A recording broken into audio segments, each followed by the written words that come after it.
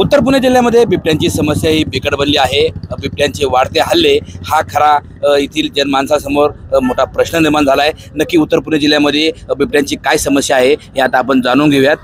काय सांगाल? खरं तर उत्तर पुणे जिल्ह्यामध्ये खेड तालुका असेल, आंबेगाव तालुका असेल, जुन्नर तालुका असेल किंवा शिरूर तालुका असेल, बिबट्यांची संख्या मोठी आहे, बिबट्यांचा उपद्रव वाढला आहे।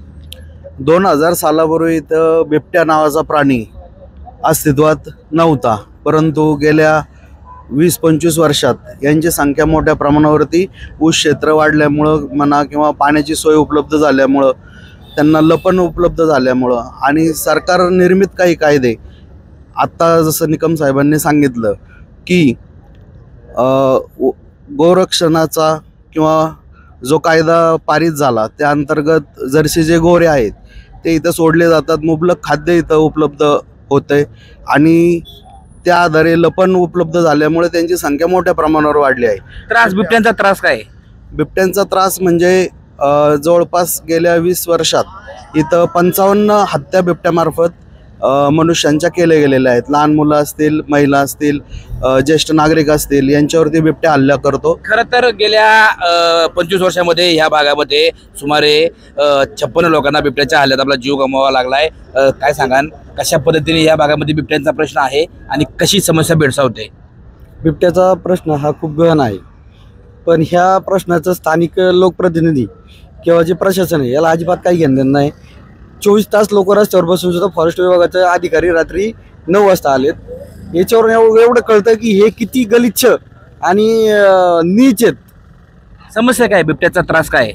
बिबट्याचा त्रास नाही, घरातून पोरं उचलून नेले जाते, हा सगळ्यात मोठा त्रास आहे ना। याच्यापेक्षा अजून वेगळा काय त्रास पाहिजे? जनावर ठीक आहे, जनावर खात्यात ये इथपर्यंत ठीक होतं, पण आता माणसं खाल्यात 50, 55, 52, 54 माणसं खाल्यात त्यांनी। याच्यापेक्षा अजून माणूस जर खात असेल त्याच्यापेक्षा वेगळा अजून त्रास काय पाहिजे बिबट्यांना? खरं तर बिबट्याने घरातून माणसं उचलून नेले आहेत, हीच खरी खंत या ठिकाणी ग्रामस्थ व्यक्त करतायत। बिबट्यांची संख्या वाढतीये, शासन कुठेतरी उपाययोजना करायला कमी पडतंय का? नाही, भरपूर, खूपच कमी प्रमाणात उपाययोजना होत आहे। एकतर काय होतं की मगाशी सरांनी सांगितलं की 2001ला इथे बिबट्या नव्हता। बिबट्या का आला?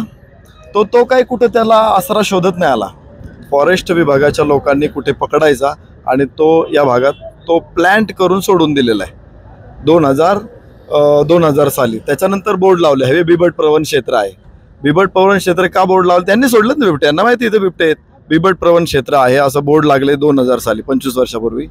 त्याच्यानंतर 5, 7, 10 वर्ष काही फारसा उपद्रव नव्हता, कुठंतरी एखादा दिसायचा, पण आता त्यांची जी प्रजनन आहे ती क्षमता मोठी आहे, वाढत गेलेले आहेत प्रचंड। आज त्यांची संख्या वन विभागाच्या अधिकाऱ्यांच्या म्हणण्यानुसार जुन्नर परिक्षेत्रामध्ये 2000 आहे आणि कुठंतरी उपाय होताना दिसतोय। आता आम्ही ज्यावेळेस पहिली मीटिंग बघितली तिथं CCF पण होते, बाकीचे पालकमंत्री पण होते, इतर DFO होते, त्याच्यानंतर त्यांचे वरिष्ठ अधिकारी पण होते।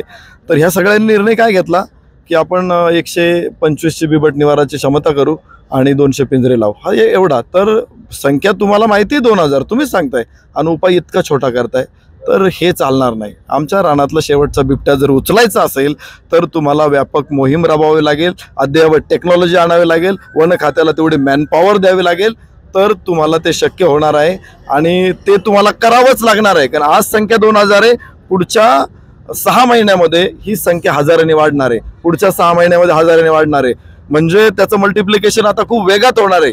आज संख्या अजून छोटी दिसते तुम्हाला, पण पुढच्या वर्षभरामध्ये त्याचा उद्रेक होणार आहे, त्याचा विस्फोट होणार आहे आणि त्यामुळं आज जर शासनाने काही ठोस पावलं उचलली नाही तर मला वाटते आम्हाला बिबट्याची शिकार व्हावं लागेल। खरं तर बिबट्यांची संख्या वाढणार आहे। काय सांगाल, बिबट समस्या मोठी आहे, कशा पद्धतीने शासन कुचकामी ठरतंय, उपाययोजना होणं काय गरजेचं आहे, कशा पद्धतीने त्याच्यावरती तुम्ही शासनाला काय सुचवू शकाल? काल मुख्य वन संरक्षक आले होते, त्यांनी सांगितलं या भागामध्ये वन खात्याच्या सर्वेक्षणानुसार जवळपास 2 ते 2.5 हजार बिबटे आहेत आणि एवढी भयानक परिस्थिती आहे। पूर्वी बिबटे जास्त बाहेर दिसत नव्हते, परंतु आज रोज हल्ले होतात, ते लोकांवर हल्ले होतात, ते जनावरांवर हल्ले होतात आहे आणि आता हे जर नियंत्रणात आणायचं असेल तर संपूर्णपणे प्रशासनाने इकडं दक्षता घेऊन अगदी शूट किंवा शिफ्ट अशा प्रकारचे 2 भूमिका घेतल्या तरच भविष्यात हा प्रश्न सुटेल। अन्यथा लोकांचा उद्रेक आपण काल बघितलेला आहे। आता रास्ता रोको आंदोलनापुरता सीमित झालेलं आहे, पुढच्या काळामध्ये ते मंत्री आणि लोकप्रतिनिधीच्या घरापर्यंत लोक जातील। खरं तर बिबट्याला जर बंदोबस्त करायचा असेल तर शूट किंवा शिफ्ट हा त्याच्यावरचा पर्याय आहे. खरं तर या भागात बिबट्यांची संख्या वाढली आहे. जंगलात राहणारा वनक्षेत्रात राहणारा बिबट्या आता ऊसाच्या क्षेत्रात आलाय. कशी ही बिबट्याची मुवमेंट? तो तिथून इकडे का आला एक कारण आहे की पूर्वी तो तिथं होता की त्याचं कुठल्याही खातं शासनाचं असेल त्याने व्हिजन त्यांच्याकडे असलं पाहिजे की आज जर एखाद्या जंगलामध्ये 10 बिबट्या असतील त्याच्यात 5 नर असतील 5 माद्या असतील, जर एका वेताला एका वर्षमादामध्ये 3 ते 4 पिल्लं जर त्या मादीला होत असेल तर त्यांची संख्या वाढत राहणार आहे. आणि जर त्या वनाचं क्षेत्र 5,000 एकरचं असेल 10,000 एकरचं असेल तर ठराविक लिमिटपर्यंतच तेव्हा त्यांचं तिथं पोट भरू शकतं. आणि पैदास जर तुमची त्याची उत्पत्ती जर थांबली नाही तर ती उत्पत्ती वाढत गेल्यानंतर त्या वनामध्ये त्यांना खादड कमी पडते आणि ते तिथून स्थलांतर करायला बाहेर सुरुवात करतात. मग ते कुठे जाणार? का ज्या ठिकाणी त्यांना सुरक्षितरित्या राहायला जागा उपलब्ध आहे, त्यांचं प्रजनन होण्याकरता त्यांची लहान पिल्लं पोसण्याकरता जिथं पोषक वातावरण आहे त्या ठिकाणी ते जातात. आणि त्यानुसार त्यांनी ऊसाचा बेल्ट हा म्हणजे पश्चिम घाटाकडून इकडं सुरुवात केलेली आहे. आणि त्यानुसार जुन्नर वन विभाग जो आहे त्याच्यामध्ये ऊसाचा जो बेल्ट आहे तिथं बिबट्यांना संरक्षित अशी जागा राहण्याची मिळाली. खाद्य कोल्हे म्हणा, शेतकऱ्यांची कुत्री म्हणा, त्यानंतर जनावरं म्हणा, हे त्यांना खायला मिळालं आणि त्यामुळं ऊसाच्या शेतातून ते हालायला तयार नाहीत. आता जसं इथं संख्या वाढायला लागली तसं ते हाली थोडे टप्प्याटप्प्याने पुढं सरकायला लागले. आम्ही एवढं सांगतो, ज्या पद्धतीनं केरळला हत्तींमुळे त्रास झाला तशाच प्रकारे या महाराष्ट्रामध्ये आता मंत्र्यांना काय तिथं मलबार हिलपर्यंत अजून काही बिबटे तिथं गेलेले नाहीत, पण ज्यावेळी त्यांना एखादा पंजाचा फटका बसेल त्यावेळी कळेल का बिबट्या कसा काय, मग सरकार त्या ठिकाणी जाग होईल. म्हणून या बिबट्याचा बंदोबस्त करायचा असेल तर त्याला कायमस्वरूपी काही उपाययोजना ठोस कराव्या लागतील. त्या कधी कळतील का तुम्ही ज्यावेळी फील्डवरती याल, जिथं बिबट्याचे हल्ले होतात त्या क्षेत्रामध्ये तुम्ही घुसाल, त्याचवेळी लोकांच्या भावना जाणून घ्या आणि मग तुम्ही निर्णय करा. खरं तर आज मंत्रालयामध्ये वनमंत्र्यांनी बिबट्याच्या संदर्भात बैठक लावली आहे. काय सांगाल? नाही, आता मला पण काल फोन आला होता की 10:30 वाजता तुम्ही सकाळी मिटिंगला या. आम्ही त्यांना सांगितलं की तुमच्याबरोबर 16 ऑक्टोबरला बोललो वनमंत्र्यांबरोबर मी स्वतः, 27ला त्यांना पत्र दिलं त्यांच्या कार्यालयामध्ये. मग त्यांनी सांगितलं की आम्ही तिथं भेट द्यायला येतो. अहो, तुम्हाला जर 3 आठवड्यामध्ये जर यायला जर वेळ त्या ठिकाणी नसेल तर मंत्री महोदय तुम्ही कुठल्या कामात आहात का? महानगरपालिका जिंकण्याच्या मध्ये, जिल्हा परिषदा जिंकण्याच्या मोडमध्ये तुम्ही त्या ठिकाणी. म्हणून आम्ही त्यांना सांगितलं आम्ही तिथं येऊ शकत नाही. तुम्ही काय करणार?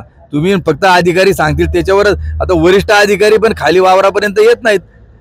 कोणते जे वरिष्ठ त्यांना म्हणून या 3 घटना झाल्या, जे राज्याचे वरिष्ठ जे अधिकारी आहेत वन विभागाचे असतील किंवा अन्य खाते त्यांना म्हणा कुणी बॉम्बे परिवारामध्ये, जाधव परिवारामध्ये जाऊन तुम्ही भेट दिली त्यांनी सांगावं.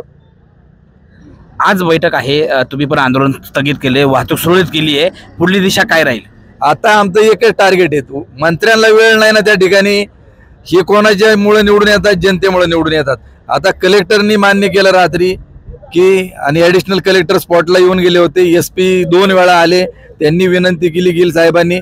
आणि आता कलेक्टर आणि SP पुन्हा आता पिंपरखेडला त्या ठिकाणी येणार आहेत. आता मंत्र्यांना त्याची लोकांची कदर त्या ठिकाणी नाही, तर जनता काय असते याचा धडा मंत्र्यांना त्या ठिकाणी दाखवू. ज्यावेळी तुमच्या गाड्या त्या ठिकाणी रोखल्या जातील त्यावेळी जनता काय हे त्यांना कळेल. खरं तर उत्तर पुणे जिल्ह्यामध्ये बिबट्याची संख्या वाढली आहे, त्यामुळे या भागामध्ये बिबटच्या जे हल्ले आहेत त्यामुळे या भागातील ग्रामस्थ संतप्त झालेत. आणि आता रस्त्यावर उतरलेली ही जे संतप्त नागरिक आहेत, भविष्यात हे मंत्र्यांच्या घरापर्यंत पोहोचले तर आश्चर्य वाटायला नको. सचिन तोडकर, न्यूज 18 लोकमत, मंचर, पुणे.